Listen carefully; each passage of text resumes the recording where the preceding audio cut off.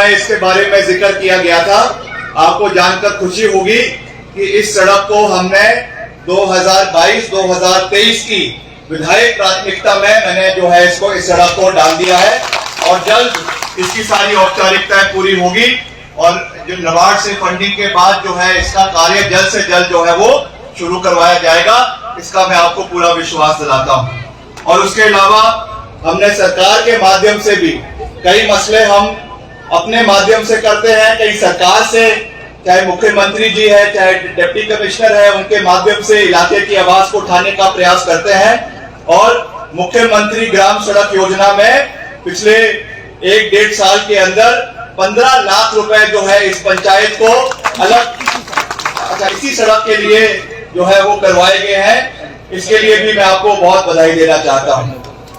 इसका टेंडर भी हो गया है और हर बारी जब मैं यहाँ पर आता हूँ इस मैदान में तो इस स्कूल का निरीक्षण जो है वो मैं हर बारी करता हूँ और मुझे दुख होता है हर बारी देखते हुए कि इसकी जो इसकी प्रगति है बड़े कैंचुए की जो है वो चाल से चल रही थी।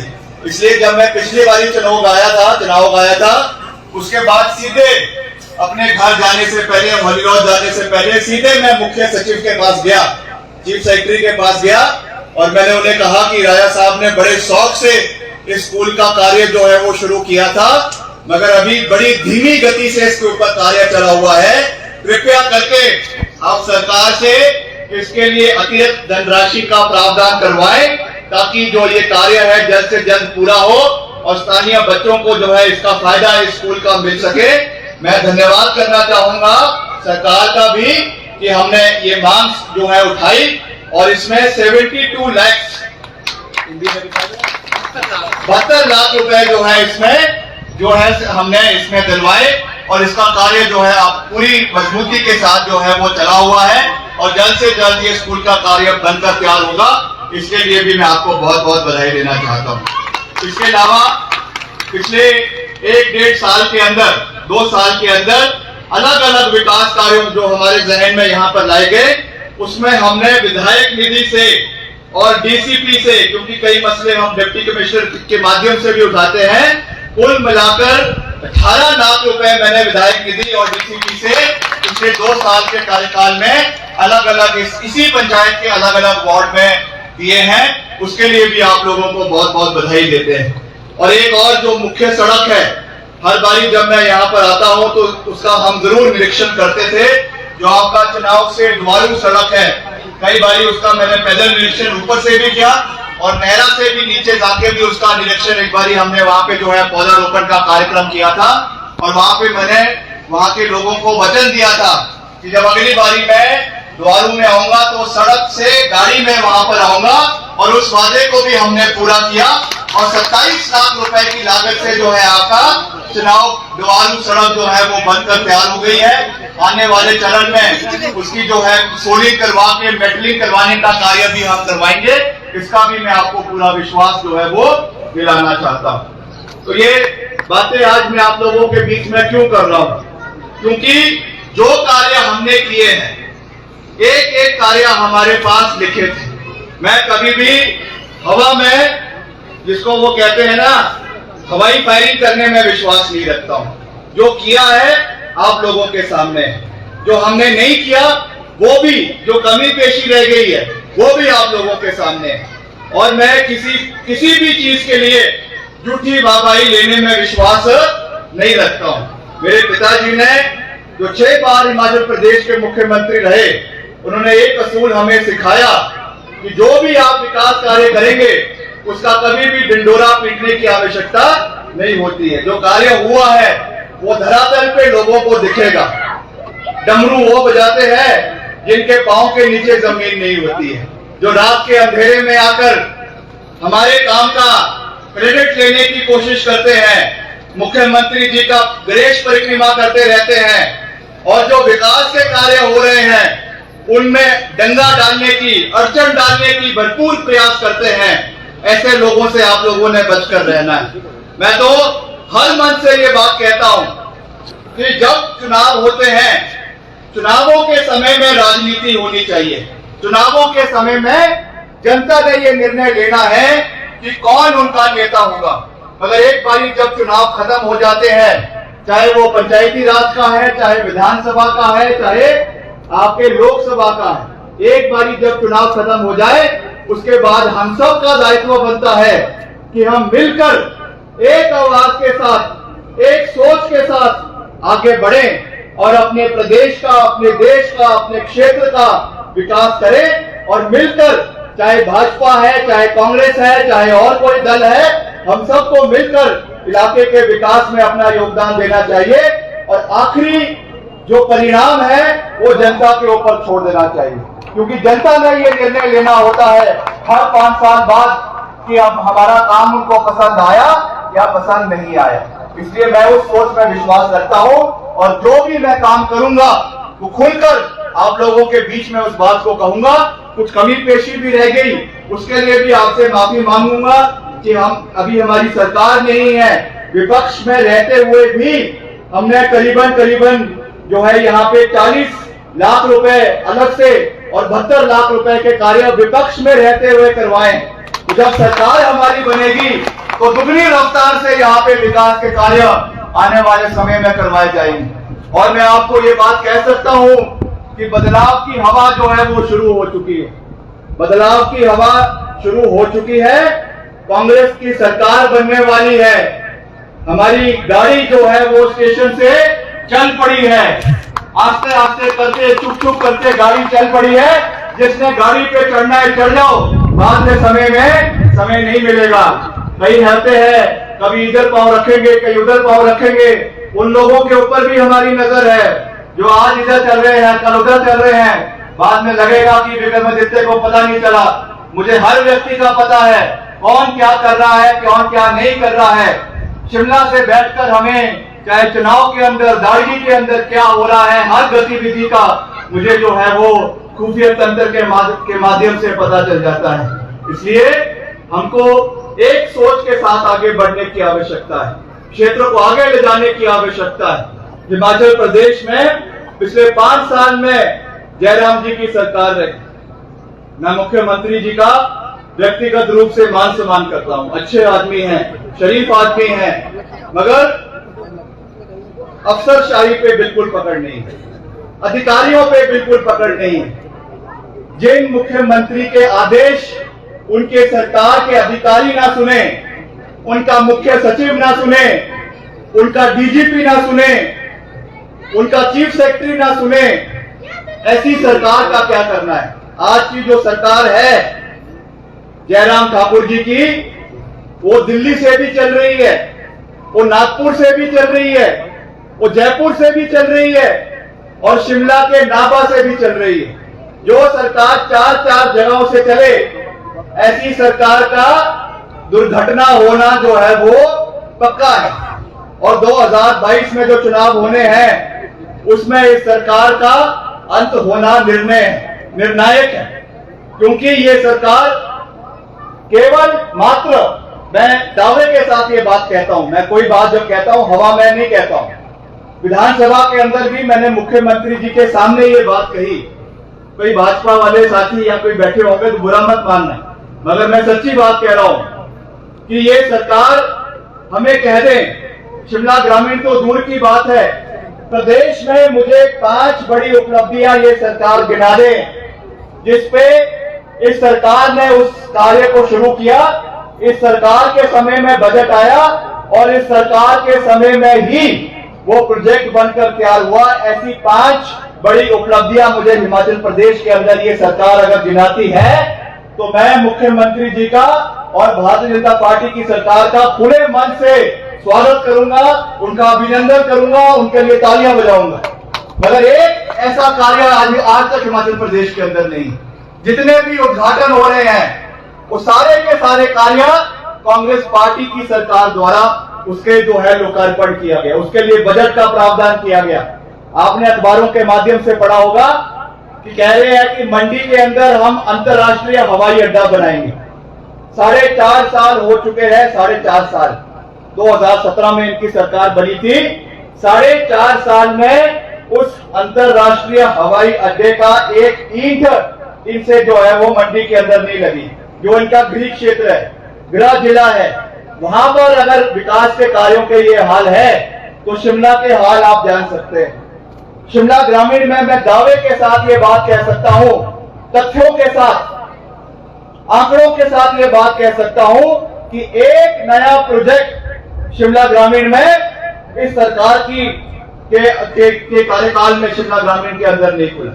दाड़गी के अंदर ITI हमारी सरकार में खुला, आपके जलोग के अंदर ITI हमारी सरकार के अंदर खुला, धामी के अंदर इतना बड़ा डिग्री कॉलेज बनकर तैयार हुआ 16 मील में कांग्रेस पार्टी की सरकार, राजा वीरभद्र सिंह जी की सरकार की वजह से बना। और सबसे बड़ा पेयजल योजना जो आपके ये सैंसखट से ग्रोगंडल पेयजल योजना 105 करोड़ रुपए की लागत से बनकर तैयार हुई, वो भी राजा वीरभद्र सिंह जी की सरकार के समय में बनी और उनके सरकार के समय में ही उसका उद्घाटन हुआ। इसे कहते हैं विकास, कि जब वो शुरू हो अंत तक उसको पूरा करना जो है, जिस नेता जो उसको करता है, जो सरकार उसको करती है, उनको उसका जो है वो क्रेडिट, उसका क्रेडिट उनको जाता है। इसलिए इन चीजों का हम लोगों को ध्यान रखने की आवश्यकता है। और मैं आपको ये विश्वास दिलाता हूं कि एक काम हमारा रह गया था, सुन्नी के अंदर SDM का दफ्तर। इन्होंने तो बड़ी उछल कर मुख्यमंत्री जी से इनके लोगों ने मांग करी, बड़ी मुश्किल से जाकर खींचतान करके 2 दिन का SDM का दफ्तर जो है वो सुन्नी के अंदर खुलवाया है। मैं ऐलान करता हूं कि जिस दिन कांग्रेस पार्टी की सरकार बनेगी उसी दिन SDM का दफ्तर जो है वो सुन्नी के अंदर खुलवाया जाएगा और जो भी उसमें और कमी पेशी है उसको हम आने वाले समय में पूरा करेंगे। इनसे तो नए ट्रेंड नहीं शुरू हो रहे हैं। हर बारी मुझे ITI दाड़गी के, आपके सुन्नी के जो है प्रशिक्षक मिलते हैं कि विक्रमादित्य जी, कम से कम आप इस सरकार से नए ट्रेड तो शुरू करवाएं, हमारे युवा जो है वो बेरोजगार भटक रहे हैं। हम चाहते हैं कि दाड़गी के अंदर, आपके सुन्नी के अंदर नए ट्रेड शुरू करवाएं, जलोग के अंदर नए ट्रेड शुरू करवाएं। कई बार इस मुद्दे को मैंने सरकार के समक्ष उठाया कि 3 ITI आज शिमला ग्रामीण के अंदर है, आप और कुछ नहीं कर सकते तो कम से कम इनमें नया ट्रेड शुरू करवाएं ताकि स्थानीय युवाओं को उसका फायदा मिल सके। हमारे समय में हमने बसंतपुर के अंदर पॉलिटेक्निक कॉलेज खोलने का भी निर्णय लिया था। कुछ कारणों की वजह से उस समय उसकी औपचारिकताएं पूरी नहीं हो सकी। मैंने वर्तमान सरकार से भी निवेदन किया कि इस मुद्दे को आप जो है उठाएं और बसंतपुर के अंदर पॉलिटेक्निक मिलना चाहिए। जो 2 पॉलिटेक्निक हमारे समय में दिए गए थे, आखिरी साल में एक दलाश के अंदर आनी में दिया गया था और दूसरा आपका बसंतपुर के अंदर दिया गया था। दोनों पॉलिटेक्निक ये सरकार शुरू नहीं कर पाई। ये हाल इस सरकार का। तो ये सरकार, मैं तो खुले मन से ये बात कहता हूं कि ये सरकार तो आने वाले समय में फीता काटने वाली सरकार के नाम से जाना जाएगा। जो कार्य राजा वीरभद्र सिंह जी की सरकार ने किए, उनका फीता काटने का कार्य ये सरकार कर रही है। शिमला के अंदर आपने देखा इतना बड़ा आपका OPD ब्लॉक जो IDMC में बनकर तैयार हुआ, करीबन 40 करोड़ रुपए की लागत से बनकर तैयार हुआ। 4 साल उसका उद्घाटन नहीं हो सका। अब आखिरी साल में जाकर जो है उसका उद्घाटन सरकार कर रही है।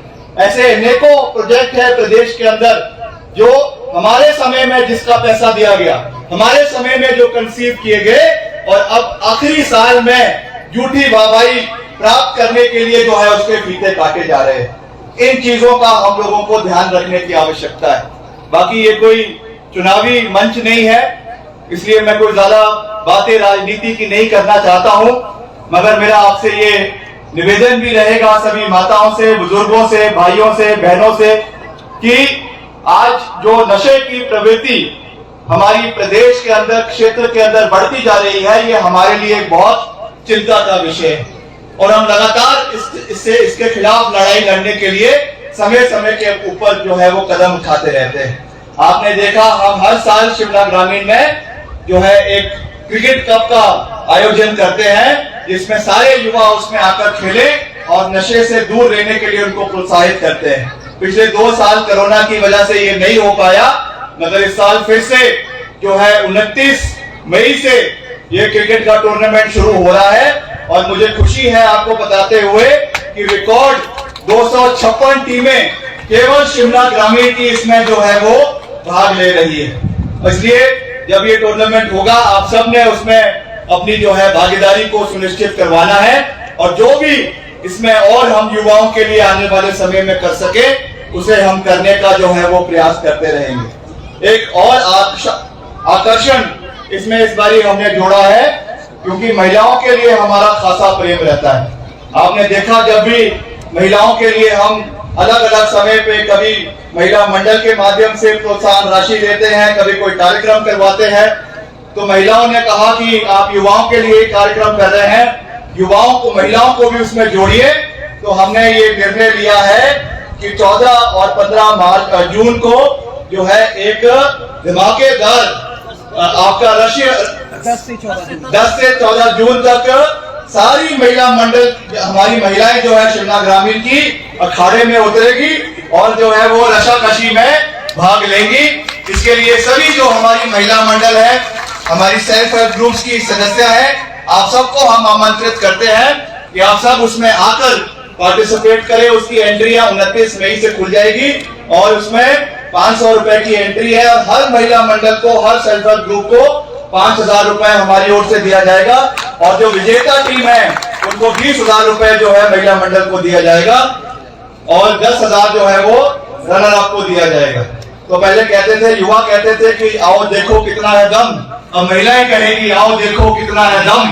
तो महिलाएं बढ़ चढ़ कर इसमें भाग लेगी, और महिलाओं का धन्यवाद भी करना चाहता हूँ। जब भी हमारा जहां पर भी कोई कार्यक्रम होता है उसमें महिलाओं का पूरा भागीदारी भी होती है, उनका पूरा आशीर्वाद भी मिलता है, प्यार भी मिलता है, स्नेह भी मिलता है। तो मैं भी आपको वचन देता हूं कि जब भी महिला मंडलों को या हमारी जो सेल्फ हेल्प ग्रुप्स है उनको जब भी कोई सहायता की आवश्यकता होगी, आपका बेटा, आपका भाई विक्रमादित्य सिंह हमेशा आप लोगों के साथ खड़ा मिलेगा। इसका मैं आप लोगों को पूरा विश्वास दिलाना चाहता हूं। और एक जो ये स्कूल के बारे में यहाँ पे बात की गई है, जो आपका पुराना स्कूल है, इसमें कुछ, और जो ये गेट है इसका, इसके लिए 1.5 लाख रुपए और 1 लाख रुपए की मांग जो है वो स्कूल के गेट की, और इसमें जो अंदर सीलिंग है उसके लिए की है। उसकी जो भी इसमें बजट की रिक्वायरमेंट होगी, इसको हम विधायक निधि से और सरकार के माध्यम से पूरा करवाएंगे। इसका मैं आपको पूरा विश्वास दिलाता हूँ। और इसके अलावा और भी जो मांगे प्रधान जी ने और हमारे जो अपने चेयरमैन साहब है, बड़े शरीफ चेयरमैन साहब है हमारे श्री करमचंद जी, कम बोलते हैं मगर जितना बोलते हैं बड़ा लपी तुली बात करते हैं। तो उन्होंने भी एक मांग जो है वो स्पैन की रखी है, तो जितना उसमें भी बजट होगा उसको भी हम जो है पूरा करेंगे। इसका भी मैं आपको पूरा विश्वास दिलाता हूँ। बाकी आप सबको एक बार फिर से इस मेले की बहुत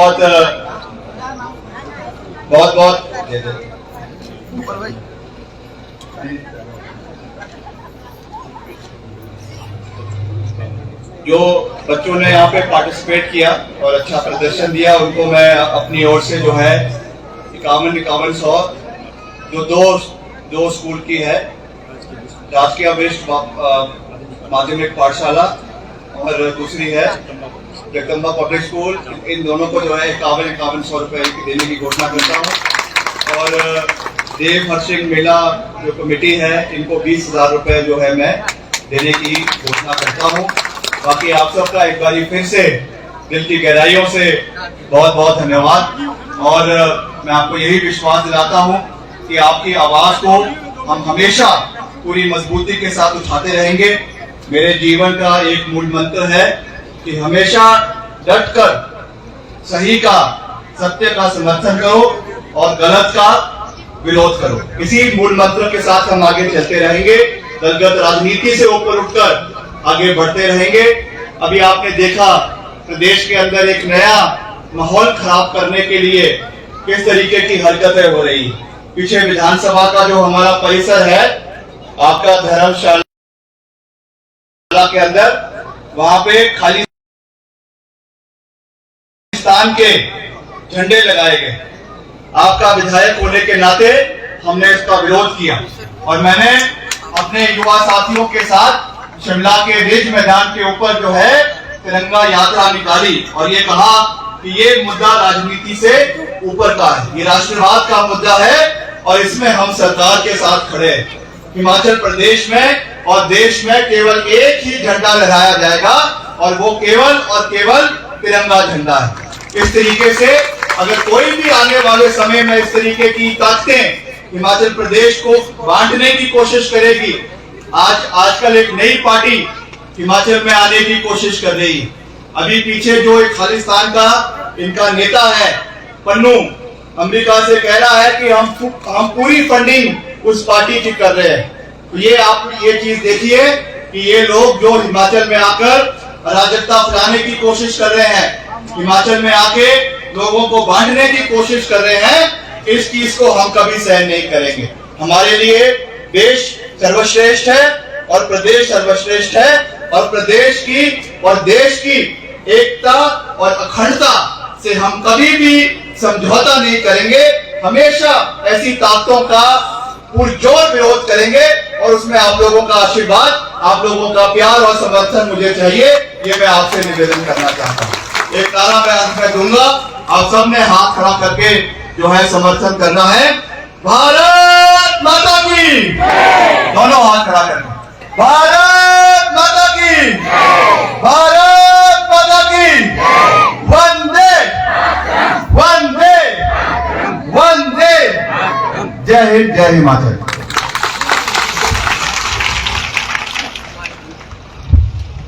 धन्यवाद मुख्यातिथि महोदय।